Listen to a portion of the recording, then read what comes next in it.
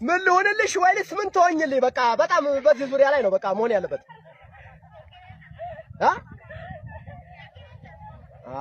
ወይ ዘንድሮ ማለት የነበረበት ኤፍሬም ታምሮ ዘንድሮ ነው። ጭራሽ ምን ልሆንልሽ ምን ትሆኝልን? እኔ የምለው አገር ቤት እንዶ አብርሃም ብቻ ነው እንዴ ወንድ ልጅ? ሴቶቹ ምን እየሆናችሁ ነው ያላችሁት? እኔ እንደዚህ አይነት ድርጊት ስታደርጉ ወይም ደግሞ እንደዚህ አይነት ፎቶ በሶሻል ሚዲያ ስትለጥፉ ቤተሰብ የሚባል ነገር አታስታውሱ ወይስ ቤተሰብ ጨርሳችሁ ነው የምትመጡት? አረ ፍትህ ለአብርሃም፣ ፍትህ ለአብርሃም። እውነቴን ነው፣ ፍትህ ያስፈልገዋል አብርሃም ማለት ነው። ላይክ፣ ሼር፣ ሰብስክራይብ እያደረጋችሁ እስከ መጨረሻው ከኔ ጋር ሆኑ። ድሮ አባቶቻችን እናቶቻችን የሆነ መጥፎ ነገርን ሲያዩ አይ አሁን ላይማ 8ኛው ሺህ የገባ ይመስለኛል ይሉ ነበረ። እኛ አላወቅነውም እንጂ 8ኛው ሺህ ጭርስ ምጥጥ አድርገን 9ኛው ሺህ ገብተናል። ባንገባ ኖሮማ እንደዚህ አይነት ተአምርን አናይም ነበር ማለት ነው።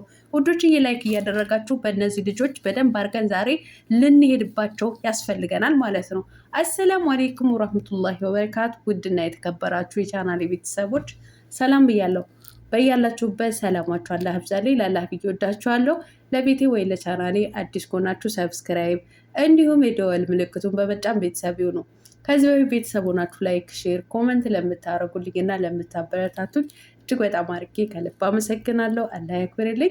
ዛሬም እንደተለመደው በሌላ ቪዲዮ መጥቻለሁ። ቪዲዮን ከወደዳችሁ ላይክ፣ ሼር ማድረጋችሁን እንዳትረሱ ውዶችዬ። ላይክ አድርጉ።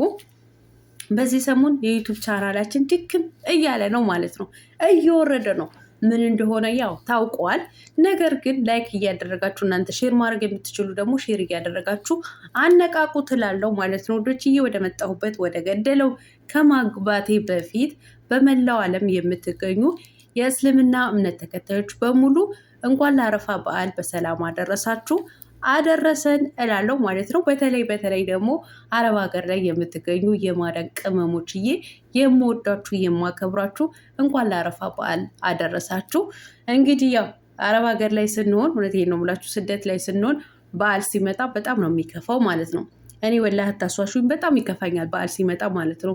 ምን አለበት ከልጆቼ ጋር እንደዚህ ተደስቼ ብውል፣ ባይኖረኝ እንኳ ቆሎ በልቼ ከልጆቼ ጋር ተደስቼ ከቤተሰቦቼ ጋር ተደስቼ ብውል እላለሁ ማለት ነው። ነገር ግን ደግሞ አላህ አልፈቀደውም። ኢንሻአላህ የፈቀደው ቀን ሁላችንም ያሰብነውን አሳክተን ያለምነውን እውን ሆኖልን በሰላም ሀገራችን ገብተን ከልጆቻችን ከቤተሰቦቻችን የምናሳልፍበት ቀን ይመጣል ማለት ነው።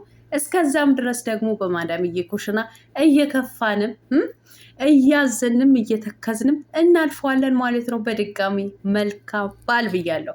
ወደ መጣሁበት ወደ ገደለው ስገባ መግቢያችሁ ላይ እንዳያችሁት እንግዲህ አንዳንድ ሴቶች ለስማቸውም እንዶ ለክብራቸውም የማይጨነቁ በአብዛኛው አሁን ቲክቶክ ላይ እና ዩቲዩብ ላይ እየመጡ ነው ያሉት ማለት ነው። የአብርሃም ፎቶን እየለጠፉ ግማሾቹ ያው እንትን ነው ማለት ምንድን ነው የሚባለው ፎቶሾፕ ነው ማለት ነው። ግማሹ ደግሞ ትክክለኛ ፎቶ ነው። እኔ የምለው ፎቶ ስለተነሳችሁ ምን የሚቀየር ነገር አለ? በጥሩ ቀን የተነሳችሁት ፎቶ ይሆናል ወይ በሰርግ ቦታ ወይም በሆነ ቦታ የተነሳችሁት ፎቶ ነው። ነገር ግን ፎቶ በመነሳት አብሮ ፎቶ በመነሳት ምን የሚመጣ ይመስላችኋል? በዚህን ሰዓት በቃ የሆነ ነገር መንገጫገጭ ወይም የሆነ ድራማ ሲጀመር ብቻ እናንተ ፎቶዋችሁን አውጥታችሁ ሶሻል ሚዲያ ላይ የምትረጩት ማለት ነው። እኔ ፍቅረኛ የነበረ ከዚህ በፊት ብዙ አሳልፈናል እኔ የምለው ሴትነታችሁ አያሳስባችሁም ወይ? ለሴትነታችሁ ለክብራችሁ አትጨነቁም ወይ? እንዲህ በአሁን ሰዓት እኮ እውነቴን ነው የምላችሁ ውዶችዬ፣ በአሁን ሰዓት ወደ ሶሻል ሚዲያ የምትመጡ ልጆች ማለት ነው ወንድም ሆኑ ሴቶች ወላሂ በጣም ቀላል ነው። እኛ በፊት ከ4 ዓመት በፊት ማለት ነው 1000 ሰብስክራይብ ለመሙላት 1 ዓመት ድፍን እንደክም ነበረ። 1 ዓመት ድፍን ማለት ነው። አሁን ላይ ግን ዩቲዩብ ከከፈታችሁ 1 ወር ባልሞላው ጊዜ 1000 ሰብስክራይብ ታገኛላችሁ። ታዲያ ለዚህ ለ1000 ሰብስክራይብ በቀላል ነገር ለምታገኙት ነገር ሴትነታችሁ አርክሳችሁ ክብራችሁ ዝቅ አድርጋችሁ ቤተሰቦቻችሁ አሰድባችሁ እንደዚህ አይነት ታሪክ የምትሰሩ እኔ ነጌና አሳስባችሁ እውነቴን ነው የምላችሁ። እኔ በጣም አስባለሁ በአሁን ሰዓት ማለት ነው። በቃ ሴቱ ሲመጣ ከወንድ ጋር ተለጣጥፎ በወንድ ደረት ላይ ተጋድሞ ወንዱም ወደ ሶሻል ሚዲያ ሲመጣ ያላፈቀረውን አፍቅሬያለሁ ብሎ በቃ የሆነ የሚያስጠላ ነገር ተመሳሳይ ነገር ነው ይዞ የሚመጣው ማለት ነው። ኧረ ተው፣ ለክብራችሁን አስቡ። ነገ የራሳችሁ ትዳር ትይዛላችሁ። ያን ቀን በጣም ነው የሚቸግራችሁ፣ በጣም ትቸገራላችሁ። ከበሬታ እንኳ አታገኙ። በባላችሁ ብትሉ፣ በባላችሁ ቤተሰብ ብትሉ፣ በጓደኞቻችሁ ብትሉ ክብር የሚባል ነገር አታገኙም። ለሶሻል ሚዲያ ብላችሁ ለእይታ ወይም ለመታወቅ ብላችሁ ይህን ያክል መጋጋጥ መሯሯጥ አያስፈልጋችሁ። እውነቴን ነው የምላችሁ። እኔ አብርሃም በጣም እያሳዘነኝ ነው በአሁኑ ሰዓት ማለት ነው። እንዴ በቃ አሁን እኮ በአብርሃም ያየው ወንድ በሙሉ መማር አለበት። በቃ የፈለገውን ነገር ቢመጣ ፎቶ ያለመነሳት ማለት ነው። ትላንትና በጥሩ ቀን የተነሱትን ፎቶ አውጥቶ መለጠፍ። እኔን ከሱ ጋር ለረጅም ጊዜ አሳልፍ ያለው በጣም እንዋደን ነበረ፣ በእኔ ላይ ነው ሩታ የደረበ። አረ ደርቦ ደራርቦ እዛ ያውጣችሁ። ምን አይነት እንዲሁ ነቀዞች ናችሁ? እኔማ ከነዚህ ልጆች የበለጠ ደግሞ በጣም የገረመችኝ አንዷ ናት። የስንት ደቂቃ ቪዲዮ ሰርታ እርጉዝ ነኝ አስረግዞኛል፣ ከኔ በኋላ ነው ሩታን ያስረገዛት። አሁን አንቺ ነገ ትዳር ትይዣለሽ አሁን ማለት ነው። ከዛ በኋላ ነው ጉድሽ የሚፈላው ማለት ነው።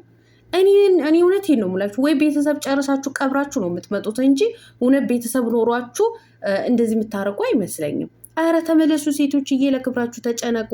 እውነት በጣም ነው የሚደብረው፣ በጣም ነው የሚያስጠላው። ለካ ገና ብዙ አሉ ያለው አብርሃም ለዚህ ነው። ለምን አንድ ላይ ሰላማዊ ሰልፍ አትወጡም? እኔ እኮ ከዚህ በፊትም ደግሜ ማለት ከዚህ በፊትም ተናግሬ ነበር። የሚቀለው አንዳንድ ፎቶ እንደዚህ እየለጥፋችሁ ከምትመጡ እውነቴን ነው የምላችሁ። ቡታጀራዎች ከሆናችሁ ከሬሻ እስከ አውቶቢስ ተራ ድረስ እንትን በሉ፣ ሰላማዊ ሰልፍ ውጡ። በቃ ይሻላችኋል እናንተ ማለት ነው እንደዚህ ብታረቁ። እንዲህ እኔ ስገባ ኮመንት ሳነብ ቡታጀራ ላይ ወንድ የለ። ኧረ ነፍ ወንድ ነው ያለው፣ ነፍ ወንድ ማለት ነው። እንደነዚህ አሰዳቢና ርካሽ ሴቶች እኔ ኬት እንደሚመጡ ነው ግራ የሚገባኝ ማለት ነው። እንዲህ ግዴታ አንቺ ሶሻል ሚዲያ ለመቀላቀል ቪዲዮ ለመስራት ዩቲዩብ ለመክፈት ወንድ ልጅ ደረቱ ላይ ተንተርሰሽ መምጣት አለብሽ? ኧረ በጣም ነው የሚደብረው። እውነቴን ነው የምላችሁ፣ በጣም ነው የሚደብረው እውነት። በእኛ አብርሃም አንዳንዴ እኔ በሚሰራው ስራ ነው እውነት ለመናገር ሞቅሰው ማለት ነው። ግን እንደዚህ አይነት አድርገው በሚመጡ ሴቶች እኔ አብርሃም ሊወቅሰው አልችልም። ምክንያቱም በቃ በሰላም ቀን ወይ በሆነ አጋጣሚ ፎቶ ተነስቶ ሊሆን ይችላል። ስለተነሳ ምንም የሚመጣ ታሪክ የለም። እናንተ ናችሁ ራስነታችሁ ሴትነታችሁ ያረከሳችሁት፣ እናንተ የገማችሁ የተግማማችሁ እናንተ እንጂ አብርሃም ምንም የሚመጣበት ታሪክ የለም። ወንድ ነው። እናንተ ግን ርካሾች ናችሁ። እውነቴን ነው የምላችሁ። ነገ ታገባላችሁ፣ ትወልዳላችሁ፣ ትዳር ይኖራችኋል እኮ የራሳችሁ ህይወት ይኖራችኋል። ነገ የትዳር አጋራችሁ ሲያየው ልጆቻችሁ ሲያዩት ምንድን ነው የሚሰማችሁ ስሜት? ምን አይነት መልስ ነው የምትመልሱት ማለት ነው? እኛ እኮ አንዳንድ ጊዜ ማለት እንደዚህ አይነት ነገሮች የሚገባን ሶሻል ሚዲያ ተጠቃሚ የሆንን በቃ ለምን እንዳደረጉት ይገባናል። ነገር ግን እኮ ሶሻል ሚዲያ የማይጠቀሙት እናት አባት ወይም ደግሞ እንደዚህ ወጣቶች ይሄ ብላችሁ ብታስረዷቸው አይገባቸውም። በቃ አይገባቸውም። እኛ ግን ዩቲዩብ ስለምንጠቀም ሶሻል ሚዲያ ስለምናይ ይሄ ለምን እንደሚደረግ እናውቀዋለን። እናንተ ሶሻል ሚዲያ ለመጠቀም ታዋቂ ለመሆን እንደዚህ መለጣጠፍ አያስፈልግም። በቃ አንዷ አርጋው ነበረ ፈመሰች፣ ሌላኛውን ትከተላለች። ለዚህ እኮ ነው እንደዚህ አይነት ድርጊቶችን አታድርጉ የምንለው እኮ የምንቃወመው ለዚህ ነው። እና ሴቶችዬ ወደ ራሳችሁ ተመለሱ፣ አትርከሱ፣ ራሳችሁን አታግማሙ። ሶሻል ሚዲያ ለመጠቀም እውነቴን ነው የምላችሁ የሆነ ጥሩ ስራ ይዛችሁ ብትመጡ በቃ እይታ ታገኛላችሁ። በተለይ ሀገር ላይ ቁጭ ብላችሁ እንደዚህ የምትጋጋጡ እንደዚህ የምትላላጡ ዛሬ አንድ ወንድ ተለጥፋችሁ ደረቱ ላይ ተለጥፋችሁ በወሩ በሆነ ነገር ሳትስማሙ ወይም በክፍያ ሳትስማሙ ስትቀሩ በአንዴ ተሸጋግራችሁ ደግሞ በሌላኛው ደግሞ በወንድ ደረት ላይ ተለጥፋችሁ ትመጣላችሁ ማለት ነው። ምን እየሆናችሁ ነው ያላችሁት? እንዲህ አረ ወደ ራሳችሁ። አሁን እኛ ወጣቱ እኔ የምለው ወጣቱ ትውልዱ በእናንተ ምንድን ነው የሚማረው? የምታስተላልፉት መልእክት እኮ ነው እኔ ግራ የሚገባኝ አንዳንዴ ሳስበው። ምንድን ነው ሊማር የሚችለው ሰው ነው የምለው። ለማንኛውም ሰላማችሁ አላህ ያብዛልኝ። እውነቴ ነው የምላችሁ እንደዚህ አይነት ፎቶ ስታዩ ወይም እንደዚህ አይነት ቪዲዮ ስታዩ ተቃወሙ ውዶችዬ። አሁን እኮ እየተቀበልናቸው ስንቀበላቸው ትውልዱን እየገደሉት ነው ያሉት ማለት ነው። በቃ ይህ ብልግና እንዲስፋፋ ዝሙት እንዲስፋፋ ነው እየተደረገ ያለው ማለት ነው። ስለዚህ ፍትህ መጠየቅ አለብን። ለአብርሃምም ፍትህ ያስፈልገዋል። ሴቶችም እንደዚህ የሚያደርጉ ሴቶችን መርገጥ ነው ያለብን ማለት ነው። ከዚህ በኋላ ዳግም እንዳይመጡ እንደዚህ አይነት ፎቶ ለጥፈው እንዳይመጡ። እውነቴን ነው። እንደዚህ መግማማት እንዱ ግምት ያድርጋችሁ። ሰላማችሁ አላህ ያብዛልኝ። ላይክ እያደረጋችሁ ውዶችዬ ላይክ አድርጉ ባይ